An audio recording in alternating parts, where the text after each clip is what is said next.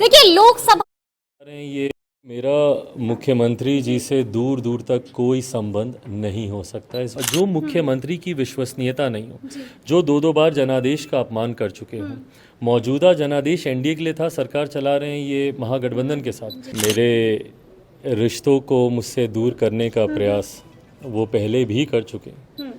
अफसोस इस बात का ज़रूर होता है कि भाई बहनों के बीच में बंटवारा कर कर उन्होंने आगे बढ़ने का प्रयास किया। नमस्कार, हमारा नाम है समरीन और आपने देखना शुरू कर दिया है लाइव सिटीज। देखिए लोकसभा चुनाव 2024 जैसे जैसे करीब आ रहा है वैसे वैसे बिहार का सियासी पारा भी चढ़ता जा रहा है। आपको मालूम है कि सीट शेयरिंग को लेकर पेज भी अब फंसता हुआ दिखाई दे रहा है, फिर चाहे बात इंडिया गठबंधन की हो या फिर एनडीए गठबंधन की। तो आज हम इन्हीं तमाम मौजुओं पर चर्चा करेंगे और इस पर चर्चा करने के लिए हमारे साथ एलजेपीआर के राष्ट्रीय अध्यक्ष चिराग पासवान जी हैं। सबसे पहले बहुत शुक्रिया बात करने के लिए। Thank you. तो सबसे पहले तो हम उस मांग से शुरू करेंगे जो आज आपने मुख्यमंत्री नीतीश कुमार से कर दी। कौन सी मांग कर दी है आज चिराग ने? भाई बिहार के विकास से जुड़ी कई मांगे मैं उनके समक्ष करता रहता हूँ। कौन सी मांग का आप जिक्र कर रही हैं? पहले जाति को लेकर आपने कोई मांग की? 12 जातियों को लेकर नहीं, आपने कुछ मांग की है कि ये 12 जातियां हैं जिनको आप SC ST के सूची में शामिल कर दीजिए। उसका जिक्र हम लोगों ने ज़रूर पहले भी हम लोगों ने किया था, क्योंकि लंबे समय से कई ऐसी मांगे हैं जो उनके पास लंबित पड़ी हैं, पर जिस मुख्यमंत्री का ध्यान ही इस दिशा में नहीं हो, बिहार के विकास बिहारियों को लेकर नहीं हो, जो मुख्यमंत्री सार्वजनिक मंच से एक गठबंधन का हिस्सा होने के बावजूद अपने संबंधनों की दूसरे घटक दलों से जताते हों, तो ऐसे में मौजूदा मुख्यमंत्री से किसी भी तरीके की कोई भी उम्मीद रखने का कोई औचित्य ही नहीं है। कोई औचित्य नहीं मतलब पहले ही आपने हार मान ली है? आपको लग गया है कि मुख्यमंत्री जी चिराग की बात तो नहीं मानने वाले? बिहारियों की ही बात नहीं मानते तो चिराग की बात क्या मानेंगे? अच्छा चलिए ठीक है, अब हम बात आपके चाचा के उस बयान की करेंगे। साफ साफ कह दिया है चिराग उन्होंने कि अगर आप माँ को हाजीपुर से लड़ाइएगा तो वो जमुई से बहन को लड़ाएंगे। अब क्या करिएगा आप?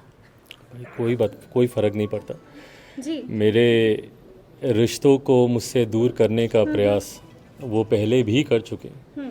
अफसोस इस बात का ज़रूर होता है कि भाई बहनों के बीच में बंटवारा कर कर उन्होंने आगे बढ़ने का प्रयास किया।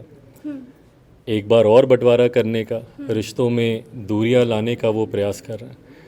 वो प्रयास करें, जनता किसका साथ देती है अंतोगत्वा जनता ये निर्णय लेगी। चलिए अगर आप पिछले बार की हम बात करें तो आपने जब पीसी की थी हम भी उसमें शामिल हुए थे।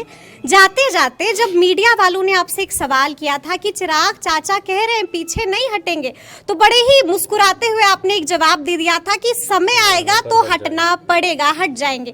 तो मतलब हट जाएंगे, कुछ लगता है एनडीए के भीतर कुछ बातचीत हुई है? भाई मैं तो जितनी बातचीत करता हूँ मैं एनडीए के भीतर हुई बातचीत के आधार पर ही करता हूँ और इसीलिए मैं दावे के साथ बातचीत मतलब आपको हरी झंडी दिखा दी गई है एनडीए की गठबंधन के भीतर जितनी बातचीत हुई है जी, उसी के आधार पर ही मैंने सारी बातें बाहर की हैं और बार बार मैंने इस बात को कहा है और मैं मानता भी हूँ कि आप जो भी दावा आप पेश करें पहले गठबंधन के भीतर उसको तय कर लें। बिल्कुल। जैसे मैं गठबंधन के भीतर बातचीत के बाद ही ये सारी बातें कर रहा हूँ, आप गठबंधन के भीतर तय कर ले। वहाँ से अगर आपको किसी तरीके का आश्वासन या विश्वास मिलता है तो आप ज़रूर आगे अपनी बातों को रखें। मतलब चिराग को आश्वासन मिल चुका है?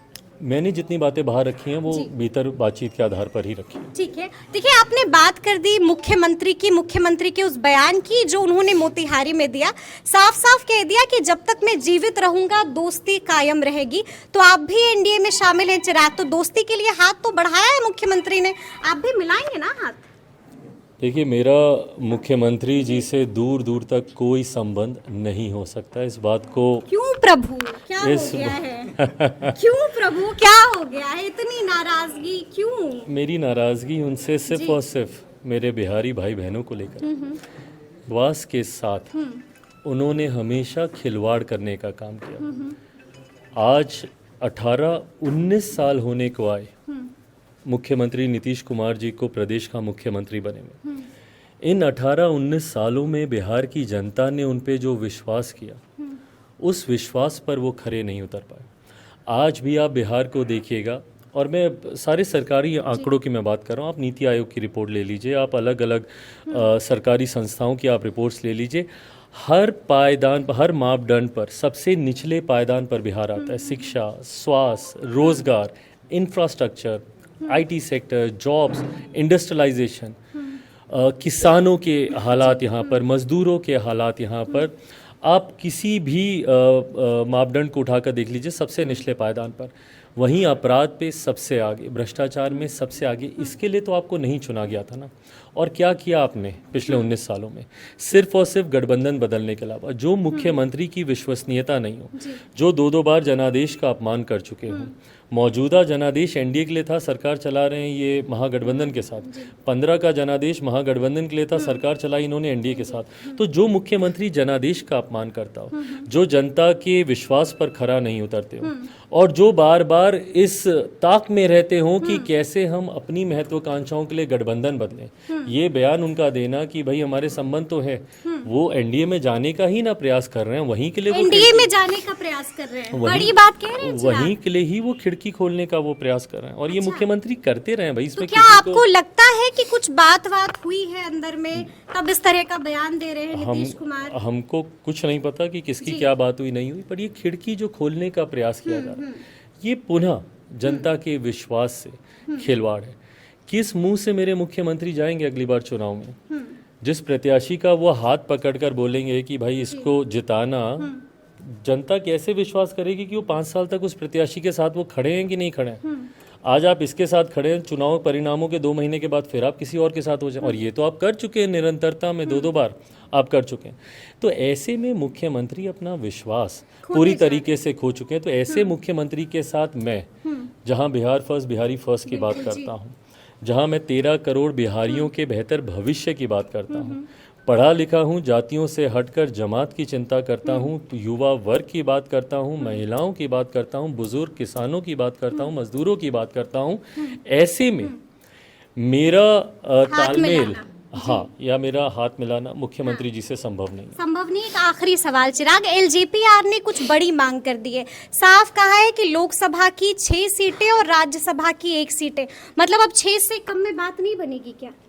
ये हम लोगों ने कब कहा? नहीं, क्योंकि अंदर में खूब चर्चा हो रही है। अंदर में हो रही है ना, तो अंदर की बात अभी अंदर ही रहने देते हैं। मतलब कोई सीट शेयरिंग को लेकर, सीटों को लेकर कोई बातचीत नहीं हुई है? टू अर्ली जी, इट्स टू अर्ली कि मैं किसी भी बात को अभी सार्वजनिक करूं। गठबंधन के भीतर की बातें हैं, और गठबंधन की मर्यादा ये कहती है कि जब तक गठबंधन के भीतर चीज़ें तय ना हो जाएं या उसके ऊपर एक फाइनल मोहर ना लग जाए, तब तक उन बातों को सार्वजनिक करना गठबंधन धर्म की मर्यादा को तोड़ने के बराबर होगा। सही समय आने पर सीटों की संख्या, सीटों का चयन, ये तमाम बातें सार्वजनिक की कब तक आएगा ये सही समय? मतलब हम कब तक समझे, नवंबर, दिसंबर, कब तक? आई थिंक जिसने जब लोकसभा के चुनाव फॉलो किए हैं, हमेशा खरमास के बाद ही ये चीज़ें सार्वजनिक हुई हैं। तो मतलब मेरा अनुभव ये रहा है, क्योंकि दोनों बार मैं अपनी पार्टी का, और उस वक्त मेरे नेता, मेरे पिता आदरणीय रामविलास पासवान जी पार्टी के राष्ट्रीय अध्यक्ष होते थे, और मैं संसदीय बोर्ड का राष्ट्रीय अध्यक्ष होता था। तो 2014 का गठबंधन एनडीए के साथ मैंने ही करवाया, सीट शेयरिंग में मेरी ही भूमिका थी। 19 में भी मैंने उस भूमिका को निभाया। तो उस भूमिका के अनुभव के आधार पर मैं कह रहा हूँ कि ये बातें जनवरी तक जाएंगी। बहुत बहुत शुक्रिया चिराग। तो सुना आपने क्या कुछ कहा है एलजेपीआर के राष्ट्रीय